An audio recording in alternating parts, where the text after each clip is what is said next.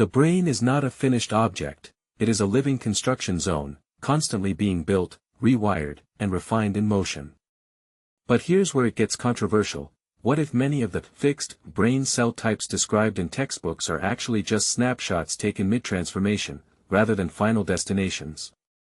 A suite of coordinated studies published in Nature on November 5 presents a new generation of brain atlases that do exactly this, capture development as a dynamic process rather than a static diagram. These projects, led by scientists at the Allen Institute for Brain Science in collaboration with teams across the U.S. Brain Initiative, map how the brain's major cell classes, neurons and their supporting glial cells, emerge, move, and gradually specialize in species ranging from mice to humans. Instead of seeing the brain as a neatly labeled parts list, these atlases reveal it as a continuous developmental movie, where patterns of gene activity turn on and off as cells mature, form connections, and assemble into intricate circuits. And this is the part most people miss. These studies offer, for the first time, a unified, cross-species, time-resolved view of brain development. Earlier work was fragmented because different laboratories used different protocols, focused on different developmental stages, or zoomed in on separate brain regions, making comparisons tricky. The new Brain Initiative atlases tackle this by standardizing experimental methods, building advanced sequencing and imaging technologies, and using shared computational pipelines to align data from mouse, marmoset, and human tissue. Together, they provide a common reference framework for how neurons and glia appear, change, and ultimately assemble into functioning neural circuits. A new era of brain mapping. Hongkue Zhang, who leads the Allen Institute, describes this shift as the beginning of a new era of developmental neuroscience that integrates data across space, time, and species rather than treating each dataset as its own island. The 6 coordinated studies together function as a shared guide to how gene programs construct the brain's elaborate wiring, offering a reference that is likely to influence how neuroscientists design experiments and interpret results for years to come. In other words, the goal is not just to label cell types, but to understand the rules and timelines by which they arise.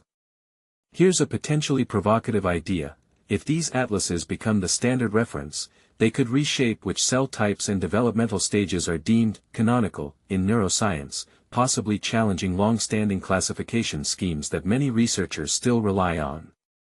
Why older atlases fell short. Traditional brain atlases often treated neurons as belonging to stable, clearly separated categories, almost like species in a field guide. The new datasets upend this static view by showing that developing cells move along gradual, continuous trajectories, with gene expression patterns shifting step by step instead of flipping abruptly from one state to another. This means what used to be called a cell type may actually be one frame in a longer developmental sequence. In one of Zhang's mouse studies, her team observed that as the mouse brain develops, young neurons pass through intermediate phases where they carry a blend of features, molecular and functional, from both earlier and later stages. The clear-cut boundaries that older models assumed simply do not hold. Cells do not jump instantly from type A to type B, but instead transition through overlapping states, which complicates any attempt to draw hard lines between them. Human development follows similar rules. Tomasz Nowakowski, an associate professor at the University of California, San Francisco, led a human lineage atlas that shows human brain development follows similar gradual paths. By working with cultured human fetal brain tissue and tracking the descendants of individual stem cells, his team focused on radial glia, cells that act like the brain's master builders, giving rise to many other cell types. They discovered that these radial glia initially produce excitatory neurons, which increase neural activity, and later give rise to neurons that inhibit or quiet activity, revealing a staged sequence of output.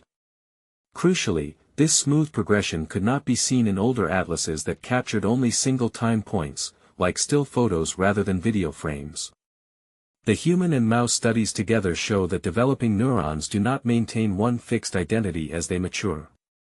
Instead, their gene expression profiles evolve continuously, with cells transitioning through intermediate states on their way to their adult roles rather than leaping instantly from one well-defined category to another. Tracking cells' journeys step by step. To follow these developmental journeys, Nowakowski's group used a method called viral barcoding in human fetal brain cultures. In this approach, harmless viruses label each stem cell with a unique genetic barcode, allowing researchers to track all cells that descend from that original ancestor over time. This lineage tracing lets scientists watch how one starting cell gives rise to many different descendants and how those descendants diverge in fate. The team then applied single-cell RNA sequencing, a technique that measures which genes are active in individual cells, to these developing neurons. This provided a detailed readout of cell states, revealing which genetic programs were switched on at each stage. To reconnect these molecular snapshots to the tissue's physical layout, they use spatial profiling techniques that place gene expression data back into exact locations within brain slices, like putting pins back into a 3D map. Combined, these methods created a time-resolved, spatially grounded record of how cells divide, differentiate, migrate, and settle into specific developmental trajectories. Confirming patterns beyond the lab dish. One key concern with culture systems is whether they faithfully reflect what happens in the actual human brain. To address this, Nowakowski's team compared their cultured results with DNA data from post-mortem human brains. They found similar developmental patterns and shifts in gene activity, supporting the idea that the transitions seen in culture are not just artifacts of the laboratory environment but reflect genuine developmental programs. This cross-validation strengthens confidence that the atlases capture biologically meaningful pathways. Zheng's computational atlas provides another important layer by offering a more objective way to define developmental transitions. Her team developed algorithms to detect when a neuron's gene activity profile diverges enough to mark a new developmental stage. Instead of relying on subjective judgments about where one type ends and another begins, they introduced quantitative criteria, effectively turning what used to be an expert's intuition into a measurable threshold. Adding the missing dimension, place. Yale professor Rong Fan and colleagues added what many would argue is the missing dimension in understanding development: precise spatial context. In their Spatial Triomics Atlas of Developing Brain Tissue, they measured 3 layers of information in thin slices: which genes were active, transcriptomics, how accessible the surrounding DNA was, chromatin state, and which proteins each cell produced, proteomics. Every measurement was then linked back to the exact physical location of each cell in the tissue. This integration makes it possible to see not only which molecular patterns exist but where they occur in the brain and how neighboring cells change together as development progresses. For beginners, a helpful way to think about this is like tracking both the script, genes, the stage directions, DNA accessibility, and the actors' costumes, proteins, all while marking exactly where each actor is standing on the stage. This spatially resolved view helps reveal how local environments shape cell fate over time. From isolated snapshots to full trajectories. When all these approaches, lineage tracing, single-cell sequencing, spatial profiling, multiomics, and computational staging, are combined, researchers can follow developing cells across both time and space rather than only capturing isolated moments. Cells are no longer just dots on a static diagram but participants in a continuous story. This shift in perspective is profound. It transforms brain atlases from static anatomical maps into developmental documentaries.